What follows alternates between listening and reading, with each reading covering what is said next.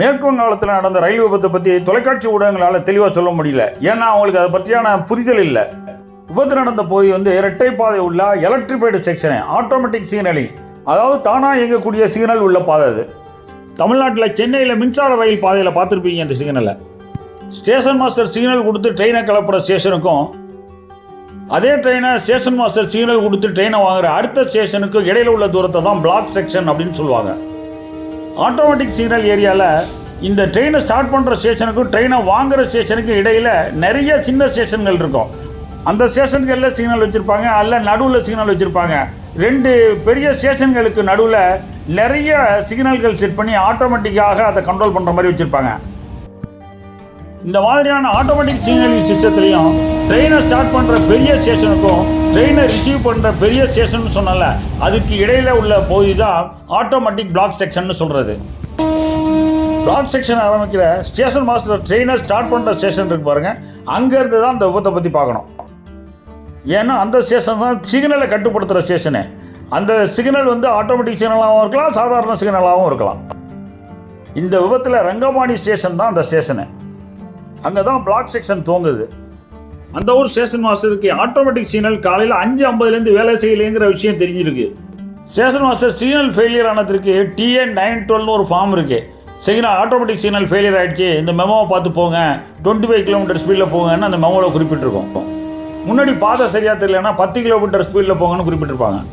இந்த எக்ஸ்பிரஸுக்கு பின்னாடியே CFCJன்னு ஒரு கண்டெய்னர் குட்ஸு பின்னாடியே வந்துட்டு இருக்கு. ஒடிசாவில் உள்ள தனியார் கண்டெய்னர் கார்பரேஷனுக்கு சொந்தமான கண்டெய்னர்கள் உள்ள குட்ஷைன் அது. அந்த குட்ஷைன் 8:40 ரெங்கபாண்டி ஸ்டேஷனுக்கு வருது. அந்த குட்ஷைனுக்கு TN912 மெமோ கொடுத்துருக்காங்க அப்படின்னு PTI செய்தி ஸ்தாபனம் உறுதிப்படுத்தியிருக்கு. CFCJ குட்ஸ் ட்ரெயினும் 8:42 ரெங்கபாண்டி ஸ்டேஷன்லேருந்து கிளம்புது. இதுக்கு அடுத்து ராணிப்பட்ரான்னு ஒரு சின்ன ஸ்டேஷனு, அதுக்கடுத்து சட்டர்ஹாட்டுன்னு ஒரு ஹால்ட் ஸ்டேஷன் வருது. ராணிப்பட்ராவுக்கும் சட்டர்ஹாட் ஸ்டேஷனுக்கும் நடுவில் தான் இந்த விபத்து நடக்குது. கஞ்சன்ஜங்கா எக்ஸ்பிரஸ் ராணிப்பட்ரா தாண்டி ஸ்லோவாக போயிட்டு இருந்தது. கஞ்சன்ஜங்கா எக்ஸ்பிரஸ்க்கும் CFCJ குட்ஷைனுக்கு இடையில 15 நிமிஷம் இடைவெளி இருந்தது. ரங்கபாணியில் கஞ்சன்ஜங்கா எக்ஸ்பிரஸ் 8:27க்கும் குட்ஷைன் 8:42க்கு தான் புறப்பட்டுருக்கு. கஞ்சன்ஜங்கா எக்ஸ்பிரஸ் ஏன் ஸ்லோவாக போணுச்சு, அது கரெக்டாக தான் போயிருக்கா, அல்ல குட்ஷைன் ஏன் வேகமாக வந்துச்சு, இந்த ரெண்டு கொஸ்டினுக்கும் இன்னும் விட தெரியல. ஆட்டோமேட்டிக் சிக்னல் ஏரியாவில் சிக்னல் டேஞ்சரில் இருந்தால் கூட டிரைவர் போகலாம். இந்த மெமோலாம் கொடுக்கல, போயிட்டு இருக்கும் போதே வழியில் ஆட்டோமேட்டிக் சிக்னல் ஃபெயிலியர் ஆகிடுச்சு. அது மாதிரி இருந்தால் கூட டிரைவர் ஒரு நிமிஷம் சிக்னலில் வெயிட் பண்ணிவிட்டு ப்ரொசீட் பண்ணி போகலாம். இந்த விபத்தில் சிக்னல் டேஞ்சரில் இருந்தது, லோகோ பைலட் பார்க்காம போயிட்டாருன்னு சொல்கிறது தப்பு.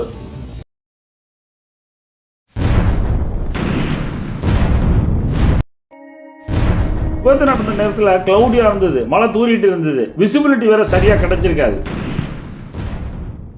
கஞ்சன்ஜங்கா எக்ஸ்பிரஸுடைய கார்டும் இறந்துட்டாரு, குட்ஷைனுடைய லோகோ பைலட்டும் இறந்துட்டாரு. ஐசல் லோகோ பைலட்டு கவலைக்கிடம்.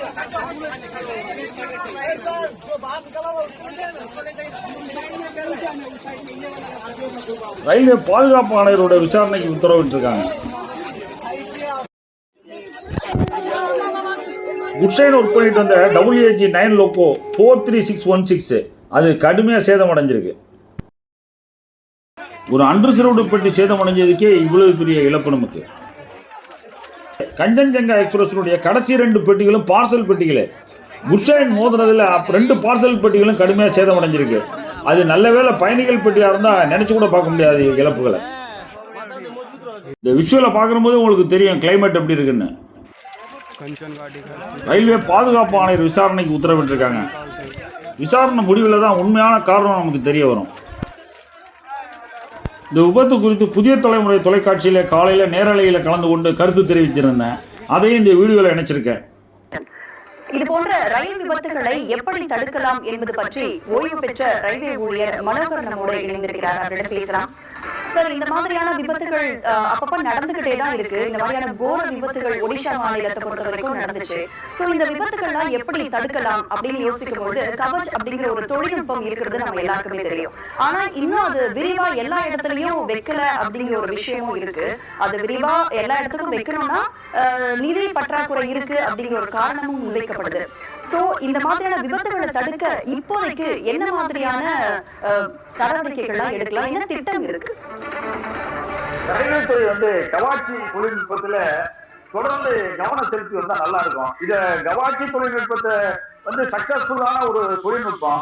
அதை வந்து அமல்படுத்துவதில் நிதி ஒதுக்கீடுல இந்த அரசு கவனம் செலுத்தி இருந்தால் நிச்சயமாக இந்நேரம் ஒரு ஒரு முக்கியமான விரைவுரைகளில் எல்லாம் நிச்சயமாக இந்த கவாச்சி தொழில்நுட்பத்தை அமல்படுத்தி இருக்கலாம். அது இனிமேலாவது கவாச்சி தொழில்நுட்பத்துல நம்ம அமல்படுத்துவதில் அதிக கவனம் ரயில்வே துறை செலுத்தணும். அதுதான் நல்லா இருக்கும். ரயில் விபத்துகள், ஒவ்வொரு விபத்துகளிலிருந்து ரயில்வே துறை நிறைய பாடம் கற்றுக் கொள்கிறது. அந்த நமக்கு ஒடிசா விபத்துல சிக்னலிங் சிஸ்டத்துல ஒரு டபுள் லாக் சிஸ்டம் நாம் கொண்டு வருவதற்கான முயற்சி மேற்கொண்டோம். அது இன்னும் நடைமுறைப்படுத்தல. அதனால் விபத்துகள் கற்ற பாடங்களை உடனடியாக அதை நடைமுறைப்படுத்தி அது திரும்ப நடைபெறாமல் இருப்பதற்கான முயற்சிகளை ரயில்வே துறை தொடர்ந்து மேற்கொண்டால் நல்லா இருக்கும். அதுல அதிக கவனம் செலுத்தணும்.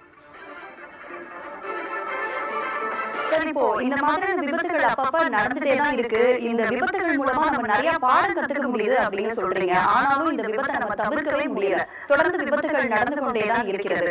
சோ இந்த விபத்தை நீங்க கேள்விப்பட்டிருப்பீங்க. இந்த விபத்து எப்படி நடந்திருக்கும் அப்படின்னு நீங்க நினைக்கிறீங்க? தொழில்நுட்ப கோளாறுனால நடந்திருக்குமா, இல்ல ஊழியர் சரியா கவனிக்காததால இந்த விபத்து நடந்திருக்குமா? நீங்க என்ன நினைக்கிறீங்க இந்த விபத்து குறித்து? இது எப்போதுமே ரயில் விபத்துகள் வந்து நடந்த உடனே பல்வேறு விதமான தேசியங்கள் பரவும். ஆனா இப்படி நடந்திருக்கலாம், அப்படி நடந்திருக்கலாம். ஆனா ரயில்வே பாதுகாப்பு ஆணையருடைய விசாரணையில மட்டும்தான் அதாவது தெளிவாக நமக்கு என்ன காரணத்தினால் நடந்ததுங்கிறது நமக்கு தெரியும். இந்த ஒரு விபத்திற்கு ஒரு சிக்னல் கிடைக்கல அப்படின்னா அந்த சிக்னல் கிடைச்சி டிரைவர் பாஸ் பண்ணாரா, அல்ல சிக்னல் தொழில்நுட்பத்துல போனாரா, அல்ல வேறு ஏதாவது கோளாறுகள் தவறான சிக்னல்கள் வந்து ஏற்பட்ட கொடுத்திருக்கிறதுக்கு மனித காரணங்கள் இருக்கா, இப்படி பல்வேறு காரணங்கள் இருக்கு. ஆனா ரயில்வே பாதுகாப்பு ஆணையர் விசாரணை முடிவுக்கு பிறகுதான் நம்ம அதை உறுதிப்படுத்த முடியும். ஆனா விபத்துகளுக்கு ஒவ்வொரு விபத்துகளுக்கும் ஒவ்வொரு விதமான காரணங்கள் இருக்கு. ஒரே மாதிரியான காரணங்கள் விபத்துகளுக்கு இருக்கிறது இல்லை. அதனால விபத்துக்கான காரணங்கள் வெவ்வேறு காரணங்களாக இருக்கிறது. ஒவ்வொரு முறையும் ஒவ்வொரு விதமான அனுபவங்கள் கிடைக்கிறது. அது ஒவ்வொரு முறையும் ஒவ்வொன்றை நடிகை வேண்டும் என்று காலத்தில் இருக்கிறது. ரயில்வே நெட்வொர்க் என்பது கிட்டத்தட்ட மிகப்பெரிய நெட்வொர்க் இந்தியாவில். அதுல இந்த மாதிரி அனுபவங்கள் விபத்துகள் எப்படியாவது நிறுத்துவது என்றுதான் ரயில்வே துறை தொடர்ந்து போராடி கொண்டிருக்கிறது. 1961 இந்த வரைக்கும் கம்பேர் பண்ணோம்னா ரயில் விபத்துகள் இடையில ஒரு 2015-16 ஆண்டுகள் எல்லாம் மிக குறைவான ரயில் விபத்துகள் இருந்துச்சு. மறுபடியும் ஒரு கடந்த 2-3 ஆண்டுகளாக மறுபடியும் விபத்துகள் கொஞ்சம் அதிகரிச்சிருக்கு. ரயில் விபத்துகளை கட்டுப்படுத்துவதில் ரயில்வே துறை தொடர்ந்து கவனம் செலுத்திட்டு மற்றும் நிதி ஒதுக்கீடு பண்ணணும். இதோட புதிய நவீன கண்டுபிடிப்புகளுக்கெல்லாம் முக்கியத்துவம் தரணும். அதுக்கு நிதி ஒதுக்கீடு பண்ணுவதற்கு முன்வரணும். நிச்சயமாக சார், இந்தியாவை பொறுத்த வரைக்கும் ரயில்வே துறை அப்படிங்கிறது ஒரு மிகப்பெரிய துறை, உலக அளவுல உற்று நோக்கக்கூடிய ஒரு துறை, பிரமாண்டமா இருக்கக்கூடியது. ஆனாலும் இந்த மாதிரியான சிறு தவறுகளால இந்த மாதிரி உயிர்கள் போகுது, விபத்துகள் நடக்குது. இதையும் தடுத்தாங்கன்னா இன்னும் நல்லா இருக்கும் அப்படிங்கறதுதான் நம்ம எல்லாருடைய நோக்கமும். இணைப்பில் வந்தமைக்கு நன்றி சார். லைக் பண்ணுங்க, மறந்துடாம சப்ஸ்கிரைப் பண்ணுங்க, ஷேர் பண்ணுங்க, மறந்துடாம